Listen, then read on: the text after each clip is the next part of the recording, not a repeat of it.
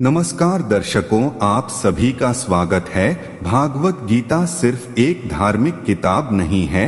जो व्यक्ति भगवत गीता का ज्ञान समझेगा वह इंसान जीवन के हर मुश्किल का सामना कर सकता है। जो इंसान इसे ध्यान से और अंत तक सुनेगा उस व्यक्ति को कभी धन की पैसे की लालच नहीं होगी और वह व्यक्ति कभी दुखी नहीं रह सकता। तो दर्शकों, वीडियो शुरू करने से पहले सच्चे दिल से कमेंट में जय श्री कृष्ण जरूर लिखें। श्री कृष्ण कहते हैं कि खुशी क्या है। हम सब खुशी को अपने पिछले अनुभवों और आकांक्षाओं के अनुसार बयान करते हैं। कोई कहेगा बहुत सारा पैसा खुशी है, कोई एक स्वस्थ शरीर को खुशी कहेगा और शायद कोई अपने परिवार को खुशी का स्रोत बताएगा। दरअसल हम में से कोई भी नहीं जानता कि असली खुशी है क्या। हम सब उस अंधे लोगों की कहानी जी रहे हैं जो नहीं जानते थे कि एक हाथी कैसा होता है। किसी ने उसकी सूंड को छूकर देखा तो कहा कि हाथी एक पाइप जैसा होता है। वही दूसरे ने उसे एक दम जैसा बताया जब उसने हाथी के पेट को छुआ। उसी प्रकार किसी को नहीं पता कि असली खुशी क्या है, लेकिन हर कोई उसे पाना चाहता है। ऐसी ही है जिंदगी। काश इस जिंदगी को समझने की कोई कुंजी होती। दरअसल एक ऐसी कुंजी है जो कि स्वयं भगवान श्री कृष्णा ने हमें दी है। हम सब उसे भगवत गीता के नाम से जानते हैं, जो कि प्रभु श्री कृष्णा का कुरुक्षेत्र के मैदान में पांडव राजकुमार अर्जुन को दिया हुआ एक दिव्य प्रवचन है। भगवत गीता एक प्राचीन वेद है जिसमें कि 700 श्लोक हैं। हम सभी जिंदगी में कभी ना कभी किसी ऐसी परिस्थिति में फंस जाते हैं जिसमें से बाहर निकलना मुश्किल हो जाता है। फिर चाहे वह कोई पारिवारिक समस्या हो, हमारे दोस्तों से संबंधित हो या फिर व्यापार से। भगवत गीता हमें ना सिर्फ उस परिस्थिति से बाहर निकलने का रास्ता दिखाती है, बल्कि हमें एक खुश, संतुष्ट और आनंदमय मानसिक स्थिति भी प्रदान करती है। तो चलिए भगवत गीता के प्रथम श्लोक को समझने का प्रयास करते हैं। धर्मक्षेत्रे कुरुक्षेत्र संवेता यु उत्सव माम का पांडवाश्चैव किम कुवत। संजय धृतराष्ट्र कहते हैं, हे संजय, मेरे और पांडु के पुत्र कुरुक्षेत्र की पावन धरती पर युद्ध करने की मंशा से एकत्रित हुए हैं। मुझे बताओ कि वहां उन्होंने क्या किया। इस श्लोक में धृतराष्ट्र व्यास शिष्य संजय से अपनी अलौकिक दृष्टि से देखकर महाभारत के मैदान में हो रहे युद्ध का वर्णन करने को कह रहे हैं। धृतराष्ट्र की कुंभा परस्ती और पक्षपात वाली सोच का इसी बात से पता चलता है कि उन्होंने बजाय यह कहने के कि हमारे पुत्रों ने क्या किया, यह कहा कि मेरे और पांडु के पुत्रों ने क्या किया। वे एक अनिर्व थे और शायद महाभारत के उस युद्ध का सबसे बड़ा कारण भी ज्योतिषियों ने उन्हें पहले ही बता दिया था कि इस युद्ध में उनके सभी 100 पुत्र मारे जाएंगे, पर उन्होंने उसे रोकने का कोई प्रयास नहीं किया। अगर वह चाहते तो श्री कृष्णा के साथ धीर और पांडवों में से किसी वरिष्ठ व्यक्ति को अपने पास बुलाकर किसी संधि समझौते का प्रयास कर सकते थे, लेकिन उन्होंने वह भी नहीं किया। कह सकते हैं कि धृतराष्ट्र यथास्थिति के जाल में कैद थे। हम में से भी बहुत लोग इस जाल में कैद रहते हैं जब हम वक्त रहते सही निर्णय नहीं ले पाते और जिसके कारण हमें नुकसान या हानि हो जाती है। अगर आपके पास ताकत है तो उसका सही समय रहते सही और न्याय संगत तरीके से उपयोग करें। दोस्तों, चैनल सब्सक्राइब करें। इस्तेमाल करना चाहिए। समस्याओं को कालीन के नीचे छुपा देने की मानसिकता गलत है हमेशा और हर क्षेत्र में यही होता है। जब प्रतिभा के बजाय भाई भतीजावाद को बढ़ावा दिया जाता है, फिर चाहे वह राजनीति हो, व्यापार हो या फिर और भी स्थान हो, किसी को बढ़ावा देना है तो एक काबिल व्यक्ति को दीजिए, सिर्फ इसलिए किसी को उठाकर ऊंची गद्दी पर बिठा देना कि उसके पास किसी प्रभावपूर्ण व्यक्ति का उपनाम है अनुचित है। वैद्यनाथ इंडस्ट्रीज इस सोच का एक अच्छा उदाहरण हो सकता है, जहां की 5 भाइयों को बिना काबिलियत का इम्तिहान लिए 5 अलग अलग शाखाओं को चलाने का जिम्मा दे दिया गया और अब वह सब अपनी अपनी शाखा को अपने मुताबिक चला रहे हैं। एक और समुचित उदाहरण हो सकता है दुबई और सिंगापुर जैसे देशों का। वह देश सब कुछ खुद करने का प्रयास करने के बजाय अच्छे और काबिल व्यक्ति को अपने यहाँ बिजनेस करने के लिए प्रोत्साहित करते हैं। यह कुंभा परस्ती और भाई भतीजावाद तो ऐसे हैं जैसे 3 पीढ़ी का अभिशा, जैसे कि दादा लगाए पिता चलाए और बेटा गवाए। महाभारत के युद्ध के लिए धृतराष्ट्र की धर्म पत्नी गांधारी भी उतनी ही जिम्मेदार हैं। उन्होंने भी एक भाग्यहीन उद्योग के नेता वाला काम किया जब उन्होंने अपनी आंखों पर सदा के लिए पट्टी बांध लेने का निर्णय लिया, सिर्फ इसलिए क्योंकि उनके पति नेत्रहीन थे। इसके बजाय उन्हें तो अपने पति की आंखें बनना चाहिए थी, जिससे कि वह समय रहते सही निर्णय ले पाने में सक्षम होते। यह तो ऐसा हुआ जैसे एक उद्योग के 2 मालिक हैं और दोनों में एक समान कमी है। किसी भी उद्योग में जब भी कुछ गलत होता है तो सबसे ऊंची कुर्सी पर बैठा व्यक्ति ही जिम्मेदार होता है। यह उनका काम है कि वह एक समर्थ और काबिल व्यक्ति को ही किसी भी नया गंभीर काम का फैसला लेने की जिम्मेदारी दे। अनिर्भ होना एक काबिल व्यक्ति को पहचानकर उसके काम की उपयुक्त प्रशंसा न करना और आ सकने वाली कठिन परिस्थितियों को पहले से ना पहचान पाना ही वह मुख्य कारण है जिनकी वजह से किसी भी उद्योग या बिजनेस का पतन होता है। इसका एक प्रमुख उदाहरण न नामक एक अमेरिकी कंपनी का हो सकता है। 2001 की शुरुआत में वह कंपनी सालाना तकरीबन 8 लाख करोड़ रुपए की कमाई कर रही थी और उसी साल के अंत तक वह कंपनी दिवालिया हो गई, सिर्फ अपने धूर्त और अनैतिक प्रबंधन के कारण। क्या बनना है यह सीखना है तो भगवान श्री कृष्णा से सीखिए, और क्या नहीं बनना है यह तो राष्ट्र से श्री कृष्ण कहते हैं कि अपने लिए पृथ्वी पर धन जमा करना बंद करो, जहां कीड़ा और जिंद उसे खा जाते हैं और जहां चोर सेंध लगाकर चुरा लेते हैं। तुम नहीं जानते कि कल तुम्हारे जीवन का क्या होगा। धन इकट्ठा करने से हमारा भविष्य सुरक्षित नहीं होता, क्योंकि धन कभी भी चुराया जा सकता है। यह बीमारियां मौत को नहीं मिटा सकता। भगवत गीता सिखाती है कि सच्ची सुरक्षा परमेश्वर और उसके मकसद को जानने से मिलती है। इसलिए अगर हमारे पास खाना, कपड़ा और सिर छिपाने की जगह है तो उसी में संतोष करना चाहिए। सुखी है वे जिनमें परमेश्वर से मार्गदर्शन पाने की भूख है। इसका निचोड़ यह है कि जिंदगी में पैसा ही सब कुछ नहीं होता। पैसों से हर चीज नहीं खरीदी जा सकती। सभी शास्त्र भी इस सच्चाई को बयान करते हैं। चाहे इंसान के पास बहुत कुछ हो तो भी उसकी जिंदगी उसकी संपत्ति की बदौलत नहीं होती। सही मायनों में जीवन में संतोष तभी मिलेगा जब हमें आगे दिए सवालों के जवाब पता होंगे। जिंदगी का मकसद क्या है, हमारा भविष्य कैसा होगा, मैं अपनी आध्यात्मिक जरूरत कैसे पूरी कर सकता हूँ, यह सब चीज इंसान ने सोचना चाहिए और इसी पर अमल करना चाहिए। पैसा कमाने की धुन जीवन के सुख को खत्म कर देती है। धन की माया सब पर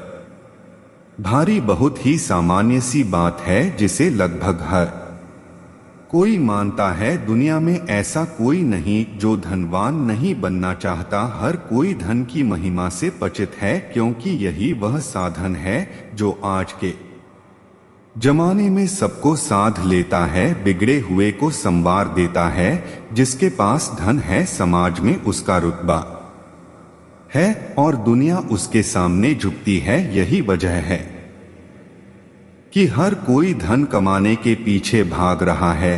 लेकिन क्या धन से सुख खरीदा जा सकता है? क्या हर धनवान व्यक्ति सुखी है?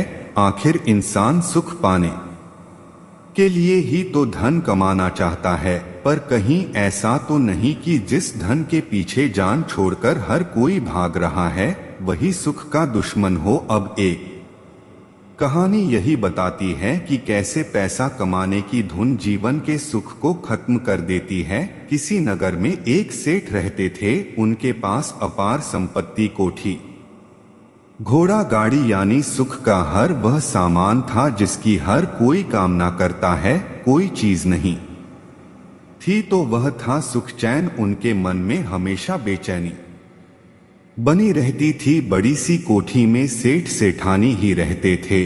बच्चे विदेश में रहते थे। उनके घर के ठीक सामने मजदूरों का एक परिवार रहता था। उस परिवार में 6 सदस्य थे। में धन की कमी थी। दोनों समय भोजन की ही ठीक व्यवस्था हो पाती थी, इतनी उस घर की कमाई थी। इसके बावजूद उस घर से हमेशा ठहाकों की आवाज सुनाई पड़ती थी। रोज शाम को परिवार के सदस्य एक साथ घर पर जमा होते। महिला खाना बनाती और साथ में शुरू होता हंसी ठहाकों का दौर। सब हंसते गाते जमकर खाना खाकर सो जाते। सेठ जी अक्सर अपनी सेठानी के साथ शाम के समय छत पर आते और इस परिवार की खुशियों को महसूस करते। उस समय उनको अपने दुख और अधिक लने लगते। एक दिन सेठ के घर एक संत आए। उनके भोजन सत्कार के बाद सेठ उन्हें लेकर छत पर आए। उन्होंने भी सामने हंसता खेलता परिवार देखा और सुखी हुए। तब सेठ ने उनसे पूछा कि हम धनवान होकर भी सुखी नहीं हैं और यह लोग गरीब होकर भी इतने सुख से जी रहे हैं, इसका कारण क्या है? संत ने कहा कि तुम 99 के फेर में पड़े हो, यही फेर सब सुख हर लेता है। सेठ सहमत नहीं हुए तो संत ने कहा कि इनकी छत पर 9 रब की एक थैली फेंक दो और देखो तमाशा। उसी रात सेठ ने थैली फेंक दी। दूसरे दिन वह थैली मजदूर को मिल गई। इतना धन पाकर वह बौखला गया और फिर उसके मन में धन जमा करने की लालसा जागी। उसने अपनी पत्नी से कहा कि अगर हम 1 रुपया और जोड़ ले तो पूरा सैकड़ा जमा हो जाएगा जो भविष्य में काम आएगा। इसके साथ ही उस परिवार ने अपने खानपान में कटौती चालू कर दी। पहले जिस रसोई की सुगंध आसपास वालों की भी भूख जगा देती थी, अब सुनी हो गई। 1 रुपया जमा होने के बाद एक और का सिलसिला चालू हो गया। शाम को जमा होने वाले परिवार के सदस्य रुपया कमाने के लिए देर रात तक घर आने लगे। हंसी ठहाके। अब भगवान कृष्ण भगवत गीता में स्वीकार करते हैं कि विभिन्न लोगों का स्वभाव अलग होता है और स्वाभाविक रूप से अपनी प्रकृति के अनुसार कार्य करते हैं, भले ही वे अस्थायी या कृत्रिम रूप से अपने स्वभाव को दबा के उसके विपरीत कर्म कर रहे हो, पर वे बहुत लंबे समय तक ऐसे कृत्रिम रूप से कर्म नहीं कर सकेंगे। उचित समय पर वह अपने स्वभाव के अनुसार कार्य करने के लिए बाध्य हो जाएंगे और वे असहाय तरीके से उस तरह से कार्य करने के लिए मजबूत दर होंगे। आइए देखें कि जब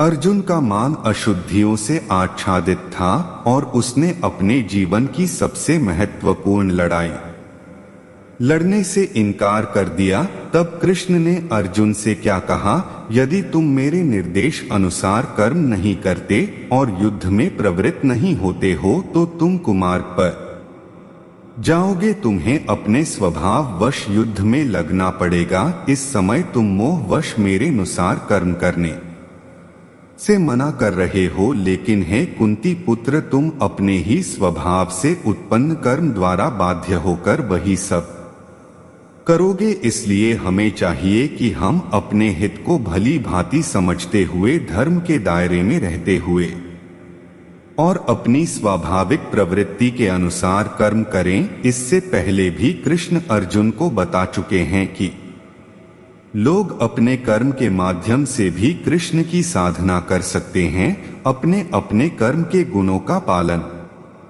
करते हुए प्रत्येक व्यक्ति सिद्ध हो सकता है। अब तुम मुझसे सुनो कि यह किस प्रकार किया जा सकता है। जो सभी प्राणियों का उद्गम है और सर्वव्यापी है, उस भगवान की उपासना करके मनुष्य अपना कर्म करते हुए पूर्णता प्राप्त कर सकता है। अपने वतिप्रक कार्य को करना चाहे वह ना ही तटपूर्णक ढंग से क्यों न किया जाए, अन्य किसी के कार्य को स्वीकार करने और अच्छी प्रकार करने की अपेक्षा अधिक श्रेष्ठ है। अपने स्वभाव के अनुसार निर्दिष्ट कर्म कभी भी पाप से प्रभावित नहीं होते। श्री कृष्ण यह भी सलाह देते हैं, भगवान के साथ हमारे संबंध को हमेशा ध्यान में रखते हुए अपनी गतिविधियों को करना चाहिए। दूसरे शब्दों में कहा जाए तो हर कदम पर प्रभु के प्रति जागरूक होना और फिर उस चेतना में काम करना सबसे अच्छा होगा। यदि कोई व्यक्ति ऐसी चेतना में काम करता है तो श्री कृष्ण स्वयं उसका मार्गदर्शन करते हैं और उसके प्रयासों में सहायता करते हैं। सारे कार्यों के लिए मुझ पर निर्भर रहो और मेरे संरक्षण में सदा कर्म करो। ऐसी भक्ति में मेरे प्रति पूर्णत सचेत रहो। यदि तुम मुझसे भावित होगे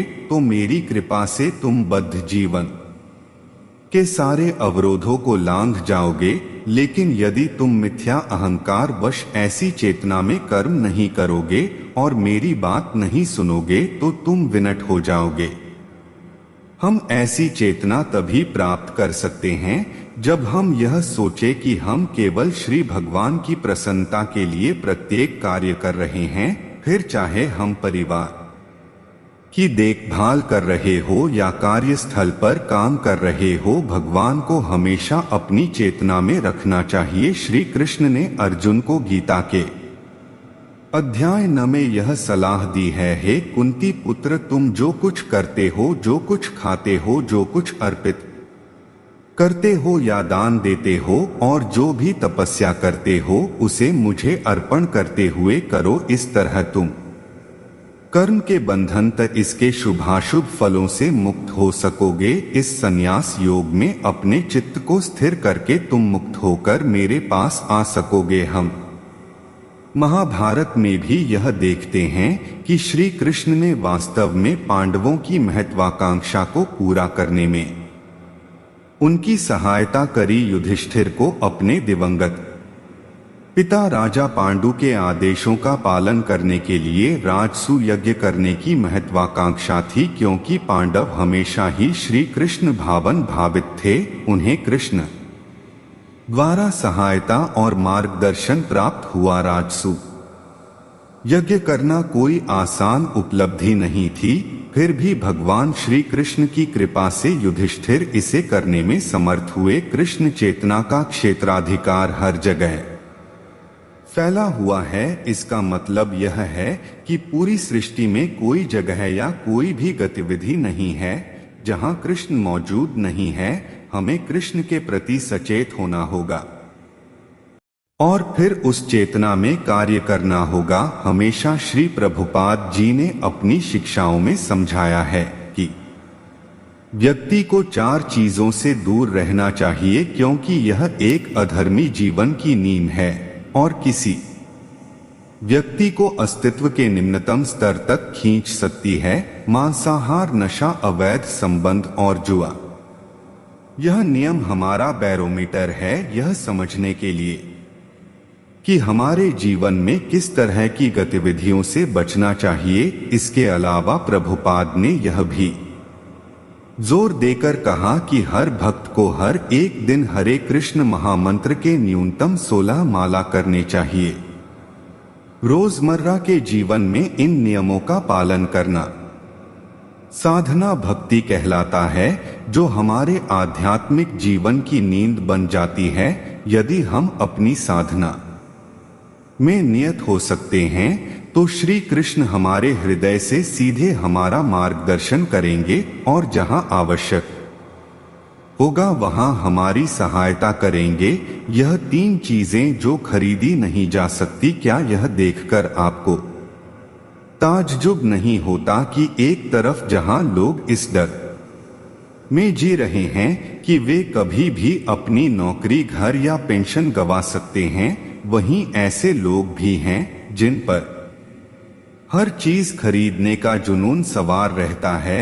वे पैसे से हर वह चीज खरीदना चाहते हैं जो उन्हें दिखाई देती है। इस तरह के लोग बड़ी आसानी से विज्ञापनों के शिकार हो जाते हैं। विज्ञापन जगत का मकसद ही लोगों को लुभाना है। वे हमें हमेशा इस फिराक में रहते हैं कि लोगों को कैसे फंसाया जाए। उनका कहना है कि बड़ा घर, बढ़िया गाड़ी और नए नए ब्रांड के कपड़े ही आपकी पहचान है। यह नहीं तो कुछ नहीं, नगद नहीं तो कोई बात नहीं, उधार खरीद लो। कई लोगों का लक्ष्य है दूसरों से हटकर दिखना, फिर चाहे वे कर्ज में ही क्यों ना डूब जाएं। आज नहीं तो कल हकीकत का सामना करना ही पड़ता है।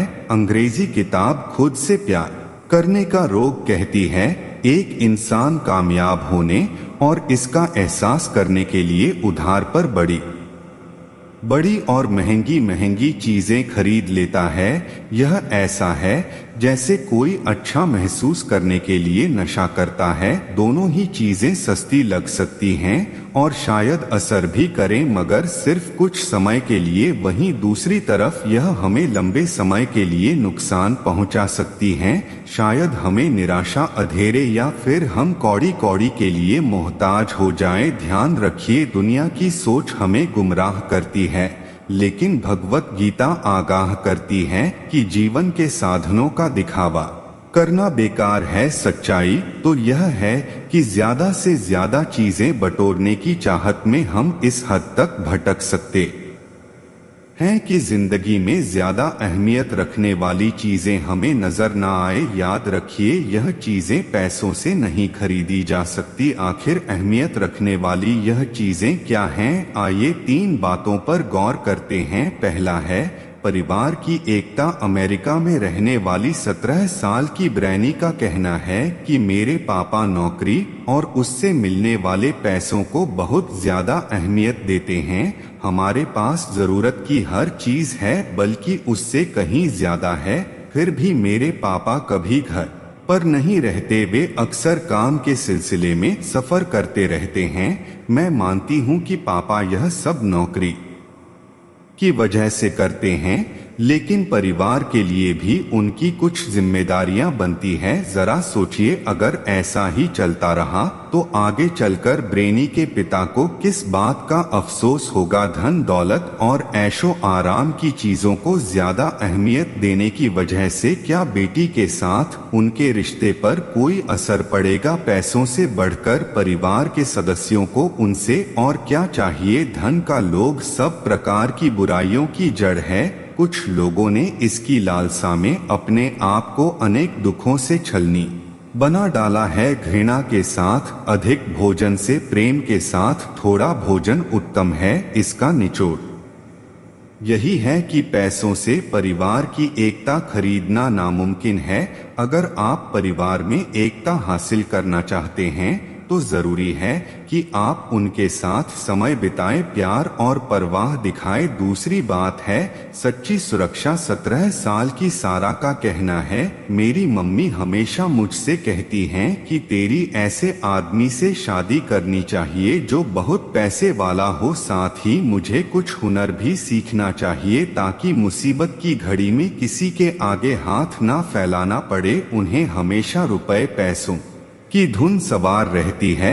जरा सोचिए, भविष्य के बारे में योजनाएं बनाते वक्त आपको कौन सी जरूरी बातें ध्यान में रखनी चाहिए? कब यह जरूरी बातें आपके लिए हद से ज्यादा चिंता करने की वजह बन सकती है? सच्ची सुरक्षा के बारे में सारा की मम्मी को किस तरह का नजरिया अपनाने की जरूरत है?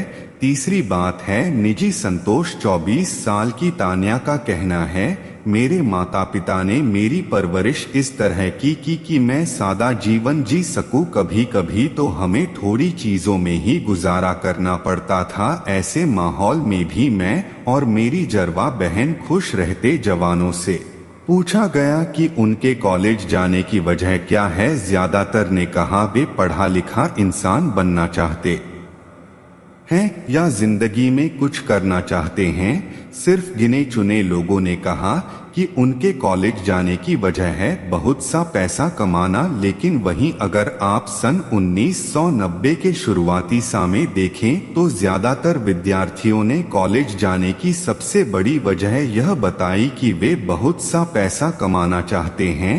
अचानक विद्यार्थियों की सोच में यह बदलाव क्यों आया, जबकि एक तरफ इन्हीं विद्यार्थियों में निराशा, आत्महत्या और दूसरी मानसिक समस्याओं से जूझने वालों की गिनती तेजी से बढ़ रही थी। खरीदारी क्या सुकून दिला सकती है? डॉक्टर मेडल लवान का कहना है कि आज परिवार, समाज और मंदिर लोगों को सुख शांति देने में नाकाम रहे हैं, इसलिए लोग पैसा पानी की तरह बहाकर। इस वीडियो से आपको क्या सीख मिली हमें कमेंट में जरूर बताइए। तो प्रिय दर्शकों, उम्मीद करता हूं कि आपको वीडियो पसंद आया होगा और आप हमारे चैनल पर नए